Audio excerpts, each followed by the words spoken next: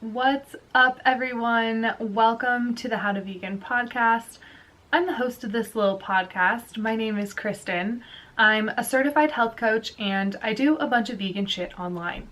I have a huge Facebook group. We're talking like over 70,000 members, y'all, which is also called How to Vegan, by the way. I also have a YouTube channel and a blog and several Instagram accounts. And I host free and paid vegan challenges, and I pretty much just try to spread the vegan love as far and wide as possible, because veganism changed my entire life, and I just really want to share everything I've learned with all of you guys, because it seriously is life-changing. And one thing that starts to happen when you change your life, especially when you go vegan, is all of your friends and family, and pretty much anyone, not gonna lie, that finds out that you're vegan or trying to go vegan or trying to transition to vegetarian or wherever you are on your journey, they instantly become experts on nutrition, and they're suddenly concerned about everything you're eating and making sure that you're getting enough of this and enough of this, and there's no way you can do this. And they essentially just become experts on nutrition and doctors right away. And they're thinking that you're probably not definitely, you're not getting what you need. And they're maybe coming out of a place of concern, maybe coming out of a place of ignorance. And sometimes when you feel that way, you get a little bit defensive. So it might not be that they're trying to put you down, but people all of a sudden get so concerned that you're not getting enough nutrients, more so than when you're eating like the standard American diet.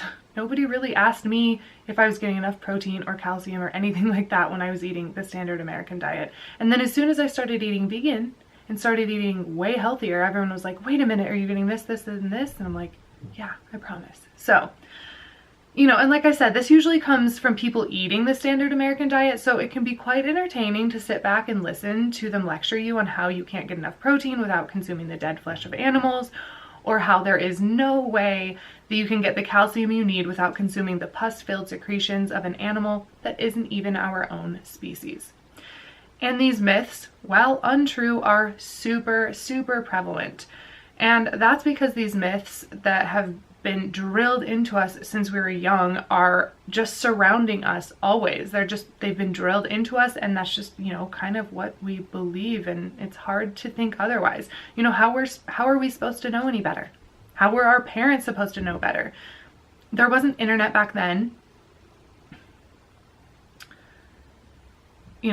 People pretty much just had to trust what they were being told. And I know my parents did. My mom has made this comment before, like, I just trusted what the government was telling me. The food pyramid was a food pyramid, and that's what it was. Why would I think it would be any different? Why would the government steer you wrong? Aren't they there to protect you? Well, come to find out, that isn't really the case here.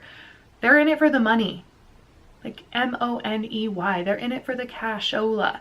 And they're willing to make you sick because of it. They're knowingly and willingly making you sick so that they can make money.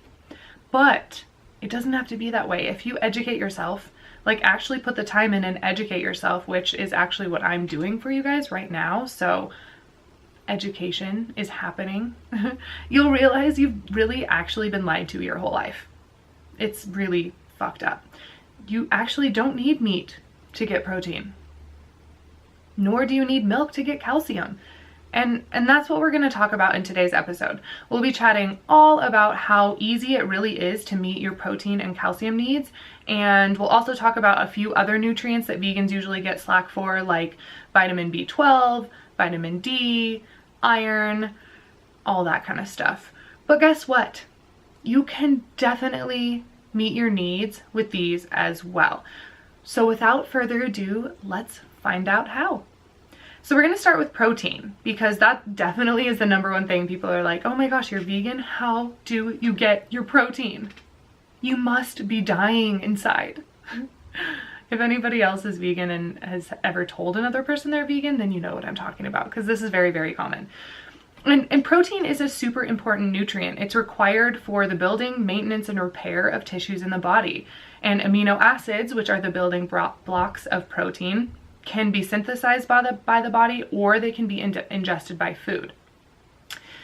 if you took science class or biology or whatever, you probably learned some of this stuff, but just as a little background, there are 20 different amino acids in the food we eat, but our body can only make 11 of them. Hence the term the 9 essential amino acids, which cannot be produced by the body and they must be obtained by the diet, aka the food that you put into your mouth.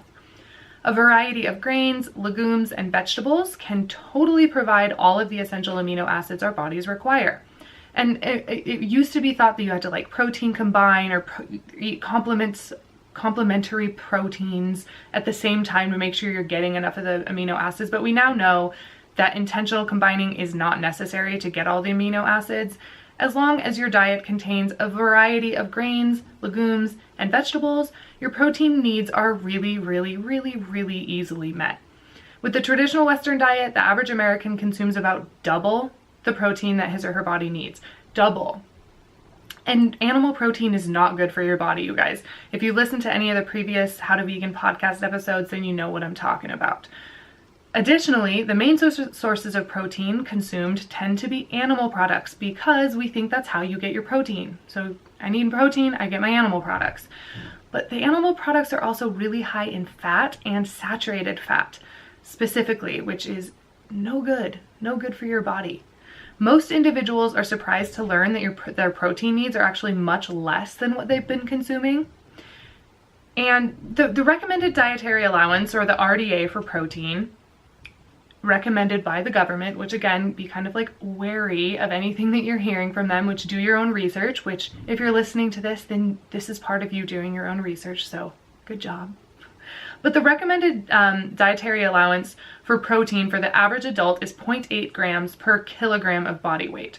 So to find out your average individual need, multiply your body weight in pounds by 0.36 and you'll find out like your recommended protein intake in grams by what the RDA, what the government kind of says. However, even this value has a large margin of safety, like really large margin of safety, and the body's true need may be lower. It honestly usually is much lower for most people. Everybody's different. So no matter what you're eating, no matter what you're listening, what you're hearing me say, what your doctor's saying, remember that every single human body is different. I'm not a doctor. I'm a certified health coach. So take everything I'm saying with a grain of salt. Even take everything your doctor tells you with a grain of salt. Do your own research. I'm a huge advocate of doing your own research and listening to your own body because we're all different. Bio-individuality is a thing. Every single human body is different and we need to be aware of that. So if there are certain individuals, especially if you're training in, to be an Olympian, or if you're pregnant or breastfeeding, your calcium, or we'll get into calcium next, your protein needs are probably going to be higher, but probably not as high as you think, and you don't need meat to get it. So most people should aim to get around 10% of their calories from protein, which is so much lower than most people normally get. But that really is sufficient for your body. High protein diets for weight loss, like keto, disease prevention, and enhanced athletic performance have been greatly publicized over recent years, like hugely publicized. I mean, I know a lot of people that did the keto thing. I think now people are kind of like, people realize that's not good for your body. And now that keto thing, I don't really hear people talking about it anymore. I think people realize like that this isn't good. But I do know that some people do it and still think it's great. But these diets are really supported by little scientific research. And studies show that the healthiest diet is one that is high in carbohydrate, lower in fat, and adequate in protein. And by eating enough food, you should be getting enough protein, bottom line. So this protein myth that you have to have meat at every meal to get enough protein is literally a myth that was created by the meat industry in collaboration with our government to make money. And they know they're making us sick, and they're like, oh, let's tell people they have to get their protein from meat, and they'll buy a bunch of meat and we'll all make money, and who cares if they get sick? But you don't have to. Guess how the animals get their protein? They get it from eating the plants that they consume. So we can just cut that animal out and get it from the plants instead, and then we're not getting the awful side effects from the animal protein, the poisons and the saturated fat and the cholesterol and all of that stuff. So let's just take that out and just get it from plants. It's better for the environment and for the animals too. There's all of these positive side effects of just eliminating animals from your diet.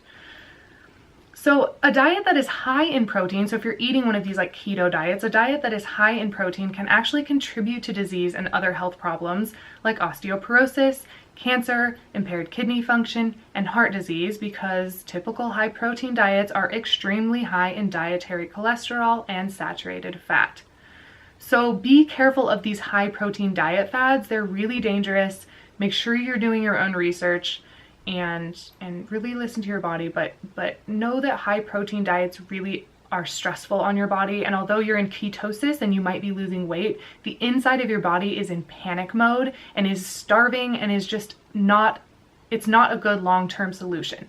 So keep that in mind. Again, do your own research, but this is after 6+ years of research and conclusions. This is what I've come to. So I'm just trying to share my little bit of advice with y'all. So how to get enough protein? It's pretty simple. Again, if you're eating enough calories, if you're getting enough caloric intake to perform at your peak performance, then you should be getting enough calcium. You should be getting enough protein really easily. So just aim for 5 or more servings of grain each day. I eat a high carb, low fat, plant-based diet, and we'll talk about that in another episode for sure. But if you're getting grain, you're getting protein. So aim for 5 or more servings of grains each day, like oats or rice, kind of those whole complex carbs. Aim for 3 or more servings of vegetables each day, which should be easy, and aim for 2 to 3 servings of legumes each day, so some sort of bean, and you'll easily get your protein. You don't even really have to think about it much. I mean, everything has protein in it. If it has structure to it, it has protein. So fruits, vegetables, everything you eat has protein in it. So as long as you're eating enough, you should definitely be getting enough protein. Again, unless there's some specific thing going on with your own bod. But just so you know, some good sources of vegan protein would be lentils, black beans, quinoa, tofu, peas, hemp seeds, peanut butter, oats, pumpkin seeds, chia seeds, broccoli, spinach. I could go on and on. Like I said, everything pretty much has protein in it. Well, it does. But those are some good sources of vegan protein. So if you're feeling like you're needing more, then go ahead and consume higher quantities of those. But other than that, you shouldn't really be needing to worry about your protein intake at all. So it's just that myth that's been forced into our heads that we just can't get rid of. Kind of the same thing with calcium. So kind of moving into calcium. Many people, bottom line, avoid milk because it contains saturated fat, it contains cholesterol, allergenic proteins, lactose sugar, and traces of contamination. Or a lot of people just don't feel good after they eat dairy products. And it's also linked to type 1 or juvenile onset diabetes and other serious conditions. So there's lots of reasons to avoid dairy. And a lot of people think they need dairy, again, to get calcium. Same kind of thing. Myth that's been driven into our heads by the dairy industry in collaboration with the government and pharmaceutical companies and all of that. It's really actually horribly sad, because the sicker we get, the more money the pharmaceutical companies get. And a lot of those pharmaceutical companies are tied in with our government. So there's a lot of corruption going on, and it's really mind-blowing when your eyes are opened up to it. You're like, what? This is happening? They don't care that we're getting sick? No, they're actually making us sick on purpose, so we spend money in the hospitals and on pharmaceutical drugs.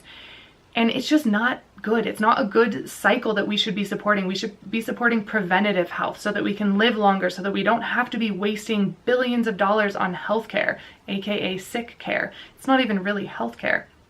So avoiding animal products can be one way to prevent these diseases from even occurring in the first place, so you don't have to turn towards medication later in life.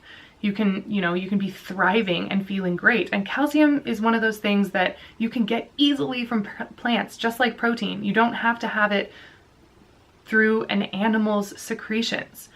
A diet high in protein, like I said earlier, especially animal protein, actually leaches calcium from the bones through the urine. So eating plant-based calcium is definitely the way to go, because excess protein, your body doesn't know what to do with it. It's really acidic, and so it leaches calcium from your bones through the urine. So it just gets rid of this calcium, and your bones actually start to become weaker. So when you're eating dairy, it's really not great. The China Study is a great book to read if you haven't checked that out yet, kind of showing areas in China where people who, rural areas where they're consuming no dairy at all have the lowest rates of osteoporosis.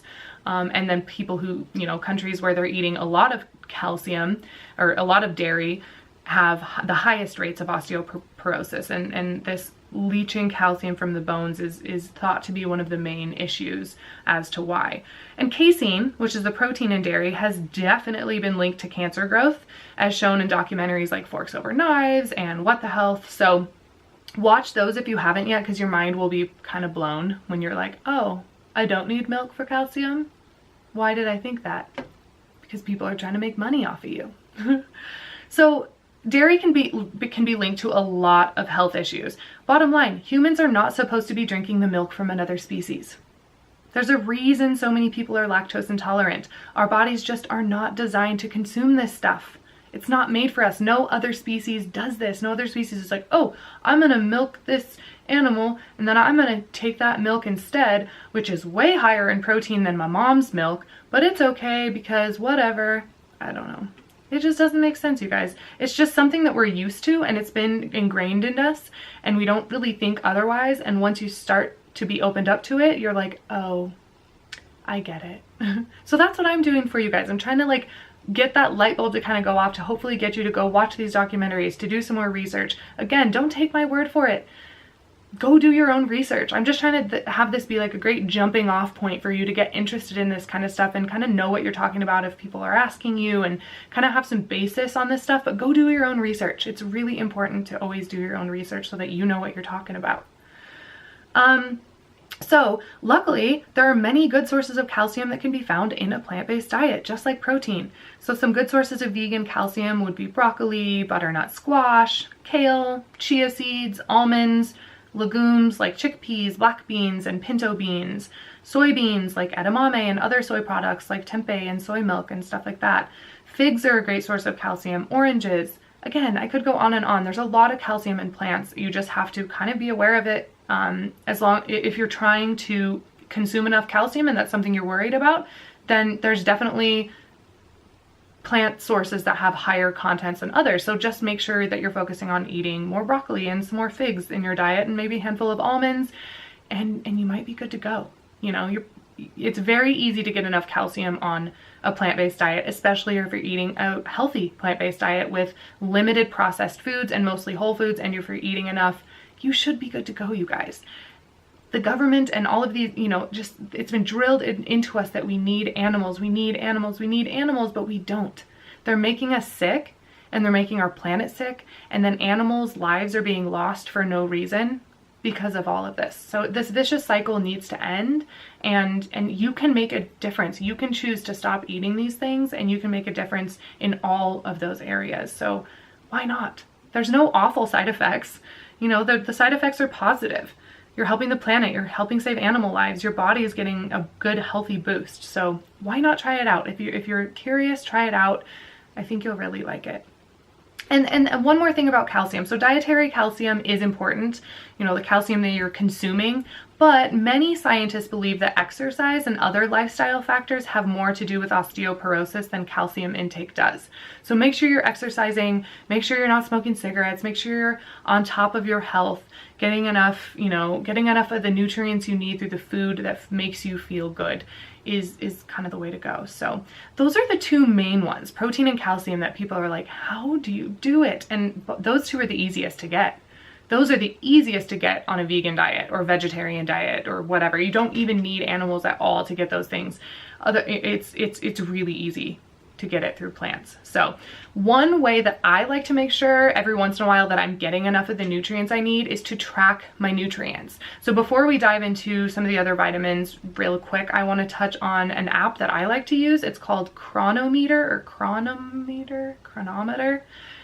Anyway, I'll leave a link for it in the show notes for this episode, but it's an app that I think it's like $5, super worth it. You just type in plug in your intake of your food for the day. So, smoothie with this, and this in it, or oatmeal with this, and this in it, and you track it throughout the day. And throughout the day and at the end of the day, you can see your macronutrients and your micronutrients like super broken down. So if you're, getting older and you're feeling like maybe my bones aren't as strong as they need to be, and you want to track your calcium intake, download the app and check it out. Just plug in everything you're eating and you'll be able to see. And if you're lacking in something, it will be noticeable. So track your nutrient intake through an app. I know there's other ones called like MyFitnessPal, I think is another one that people use. And that can be really helpful too. And again, they're not perfect, but it's a good guideline. And you might be really surprised, like, whoa, I definitely am getting everything I need. So make sure that you're tracking your intake, or you're getting blood work done, which can also be huge and very eye-opening. So tracking your nutrients using an app is a really, really good way to go. So now let's kind of get into some things that are a little bit harder to get in the diet, and not only just for vegans and vegetarians, but for the general population, and I'll kind of talk about why. So the first thing we're going to start with is vitamin B12, and this is another huge one that you'll hear people say that you cannot get enough of if you're eating a vegan or a vegetarian diet, and this is somewhat true.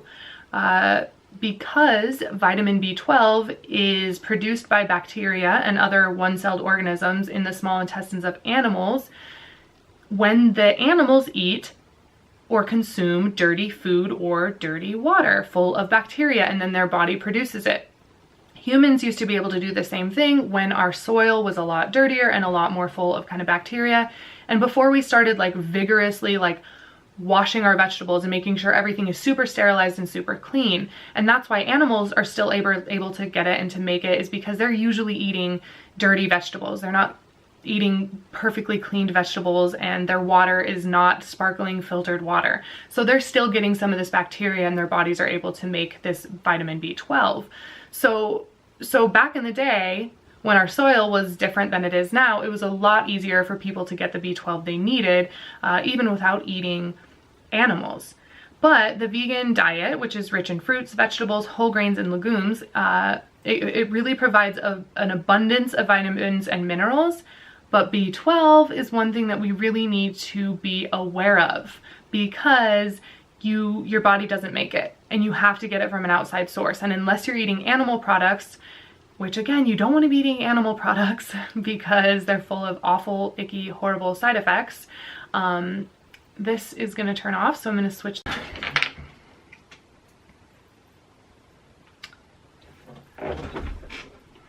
If you're watching the YouTube video of this always happens. My camera only lasts for like 23 minutes, and then I have to just turn it off and back on, and then it records again.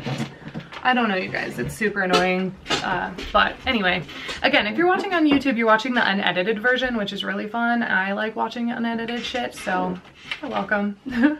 But just be aware, if you want an edited version, excuse me, then go check this podcast out on iTunes or SoundCloud. I've got an edited audio version. You don't have to look at my face if you don't want to. I've got it out there. This is just for people who like video and want to watch unedited shit. So anyway, you don't have to be eating animals. Blah, blah, blah, blah. What was I saying? Horrible side effects. La-da-dee-da. Let me find out where I was. Okay, so if you're eating animals, there is a possibility that you're getting enough B12. But again, I still think that anybody, even if you eat meat, I think that you should be taking a B12 supplement, because the quality of the B12 and the amount of B12 is definitely reducing as time goes on, especially as our, soils and everything are getting kind of depleted. And again, you don't want to eat animals just for B12 if you can get it in other ways. So for individuals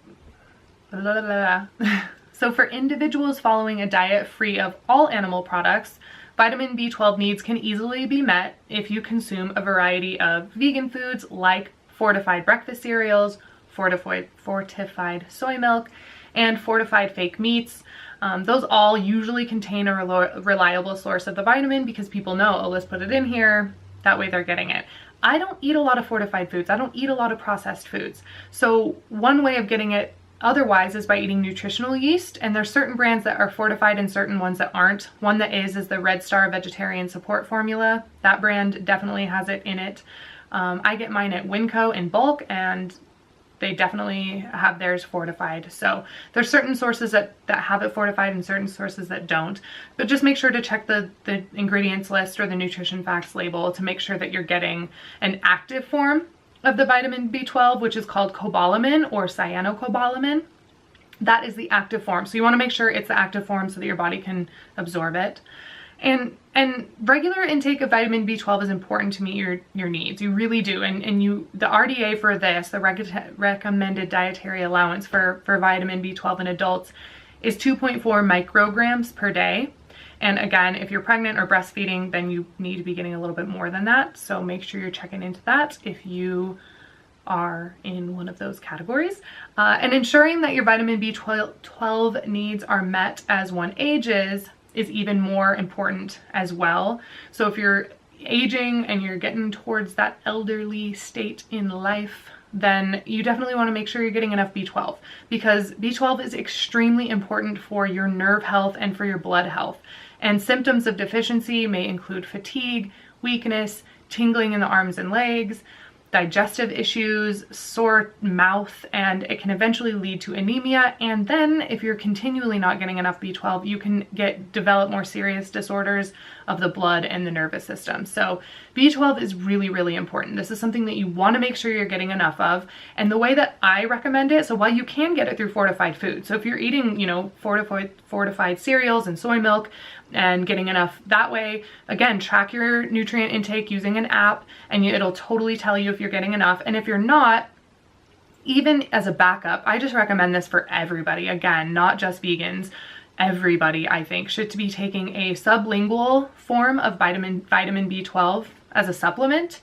Again, this is just kind of to make sure that your body is getting enough because it's so important. And the sublingual ones, the ones that you drop under your tongue, are really absorbed better than kind of just taking a pill.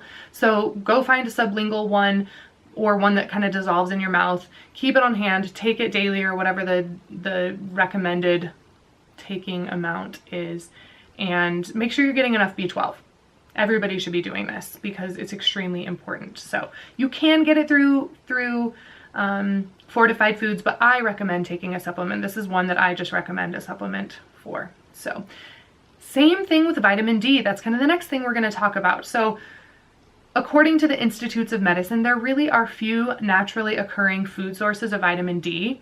And vitamin D helps the body absorb calcium. It's really, really important, but it's really hard to get. There's not a lot of just food sources that are high in vitamin D and that you just eat this and you're good to go.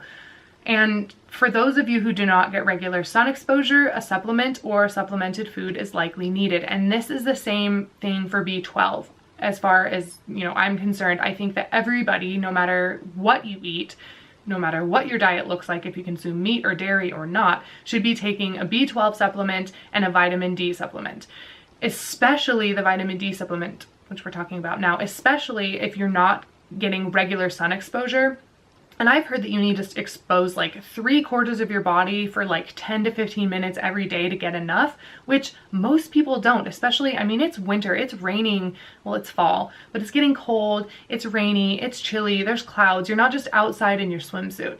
So especially in the winter time, you might want to be making sure that you're getting a vitamin D supplement, which will help with so much stuff. Your mood, you'll notice a huge difference. If you're feeling bummed out, you might just need some vitamin D because it's really hard to get enough through your food. So I recommend taking a supplement for sure of vitamin D and B12. And some factors that decrease your vitamin D activation in the skin include sunscreen, colder seasons, like I just mentioned, latitudes further from the equator. So if you're farther north or farther south, you're not getting as much sun. Even if you are getting direct sun exposure, it's not as strong as it would be if you lived by the equator. And if you have darker skin color, that can also decrease the vitamin D activation in your skin. So be aware that you need vitamin D and that you're probably not getting enough, and that a supplement is probably a good way to go. So moving on to iron. This is kind of the last thing we're going to talk about, because a lot of people, again, when you say, hey, I'm vegan, they're like, you have to have red meat to get iron and you're going to get anemic. And I've known some friends or some people that went vegan and their doctor said this, like, oh my gosh, you're anemic, and they really had to focus on getting their iron. But it's really not that hard to get iron, you guys. It really isn't. And just so you know, because this isn't as like known as much as I guess like calcium and protein, iron is an important component of hemoglobin, which is the substance in red blood cells that carries oxygen from your lungs to transport it throughout your body. And a lack of red blood cells is sometimes, or it's not sometimes, is called iron deficiency anemia. And you need these healthy red blood cells or else your body can't get enough oxygen. So iron is extremely important. Like your body, all of this stuff is extremely important. Your body needs this stuff. So iron is extremely important. And yes, your body does need a certain amount of iron for healthy blood cells, but beyond this rather small amount, which is smaller than you probably think, iron can become a really dangerous substance, and it can act as a catalyst for the formation of free radicals, which can cause cancer cells in your body. So really, a lot of research has shown that higher iron amounts in your blood can really mean higher cancer risk. So again, do your own research and find what feels good for you, but be aware that once excess iron is absorbed by your digestive tract, the body stores it, and it's usually a lot more than we need. And this iron overload is a lot more common in America than we think. A lot more common. A lot of studies I've looked at and heard and all that stuff has kind of said that iron deficiency is not as common as iron overload. So be aware of that. And some major contributors to this iron excess are taking vitamins and taking mineral supplements that contain iron, eating way too much red meat and stuff like that. So a lot of people are, it's that idea, same thing of the protein and the calcium, like, oh my gosh, I have to eat this to get this. And so you get too much, which a lot of people don't think, well, what if I'm getting too much protein? What if I get too much protein? What if I get too much iron? Then what? People are taught to think you need as much of this stuff as possible, when in reality, it can be causing some serious problems in your body. And there is a difference. So the iron in red meat in particular is highly absorbable. So it's the stuff called heme iron. However, the iron in vegetarian food sources called non-heme iron may prove to be a better choice, because although it's not really absorbed as well as the heme iron, it's sufficient. It's enough to promote adequate iron levels without encouraging iron stores without encouraging iron stores above the recommended range. And a diet of grains, vegetables, fruits, and beans, aka the whole foods plant-based diet or a healthy vegan diet, provides adequate iron without the risk of overload. And just so you know, some symptoms of deficiency include fatigue, pale skin, weakness, inability to maintain body temperature. So get blood work done to check your levels. Go to your doctor, just say, I want a full blood work profile done. Help me out. Let me know if I'm low in anything, and then you can go from there and work on that. And again, track your intake using an app like Chronometer or Chronometer or however you say it. That can be really helpful and eye-opening as well. So get blood work done, check your levels. But my take on all of this, my take on it is, if you eat a varied, healthy, plant-based diet that includes a balance of grains, legumes, nuts and seeds and fruits and vegetables, and just you're aware of what you're eating on some sort of capacity, and you're not just eating the same thing every day or a bunch of junk all the time, which a lot of people do when they eat the standard American diet. I really don't believe it's necessary to keep close track of your iron intake, unless, again, you have a certain something going on in your body where you need to be a little bit more aware of it. And again, every human body is different. Keep this in mind. Bioindividuality is real, y'all. So keep this in mind. Do your own research and find what works for you. Experiment, finding different ways of getting these things and finding what feels good for you, tracking your intake, getting blood work done. Being mindful of this, if you just semi-plan this out, you can easily get what you need without the awful side effects of animal products, and your body will love you for it. Like, love you. You are gonna feel energetic and healthy, and so many positive side effects of going vegan that it's just mind-blowing, really mind-blowing. So some of the best plant sources of iron include legumes like lentils, soybeans, tofu, grains, nuts, seeds, some nuts and seeds like pumpkin, squash, pine, pistachio, sunflower. I mean, the iron is really in a lot of stuff. Tomato sauce, Swiss chard, collard greens, blackstrap molasses, prune juice. So if you're low in iron, there's ways to get it through plants. It's plentiful. You just might have to be a little bit more aware if you're feeling like you're low in it, or if you are low in it. Just make sure you're eating the right things. So bottom line, what supplements should you take? You don't need a calcium supplement. You don't need a protein supplement. You don't need an iron supplement, again, unless there's a certain issue and something's going on. But I think you should take a B12 supplement, a sublingual one, and a vitamin D supplement. So the US government recommends B12 for everyone over the age of 50, like take a supplement. However, I think everyone, regardless of age, should take B12. And you can get these in the drugstore, you can get these anywhere. You can get B complex, which is a mixture of B vitamins. And all of the store brands typically have more than the 2.4 micrograms that we need. And there's no toxicity with higher amounts, so you don't need to be worried about that. But just go get a good sublingual supplement, drop it under your tongue once a day, and you're good to go. I've also seen like B12 vape pens. I think my friend had like a B12 vape pen where she literally was like, I mean, it wasn't like nicotine or whatever's in there, but she was just puffing on it and it's like B12. So there's sources out there, there's ways to do it without eating animals, I promise. And then the other one I think is vitamin D. I think you need to be taking a vitamin D supplement no matter how old you are, where you live, or what you eat. It's really good to help absorb calcium from the foods you eat. It can have a cancer preventative effect. And unless you're getting it from its natural source, which is sunlight, then you really should be taking a supplement. And the government recommends like 600 IUs per day, and more for older people. But bottom line, get your blood work done. Know what's going on in your body. I think that can be really effective, being in the know. Like I say, knowledge is power. Know what's going on in your body. Be aware of these things. Track your nutrient intake. It's smart to be on top of this stuff because your body is the most important thing you have. Without your health, you really have nothing. So why not? Why not give this a shot? Why not try doing this plant-based thing? It's definitely doable as long as you kind of are aware of some of the things, and that's what this episode was for. It was to help you guys kind of know that it's doable and kind of some ideas on how to make it happen for you. So again, every single person is different. Every body is different. Every person is completely different from one another, but for lots of different reasons. So always keep that in mind. Always do your own research. But yeah, I hope this episode was helpful for you guys. I get questions on this stuff a lot. I touched a little bit on each thing. If you have any questions about any of this, I highly recommend going and checking out the How to Vegan YouTube. No, I highly recommend going and checking out the How to Vegan Podcast YouTube channel and find this video and leave a comment. You can ask me a question. You can go join my How to Vegan Facebook group. You can find my business page on Facebook and ask me questions there. But that podcast YouTube channel, the How to Vegan Podcast YouTube channel, is the best way. Just find this video and go ask me a question. If you're like, I don't get this, I don't get this, let's chat about it there. So go subscribe to that YouTube channel. There will be links for all of that stuff in this episode's show notes. And by the way, those YouTube videos, the episodes on YouTube, are completely unedited. So if you want to see an unedited version of any of these podcasts, go check out that channel and subscribe to it, because you'll see me talking to the camera, making gestures, trying to be somewhat entertaining.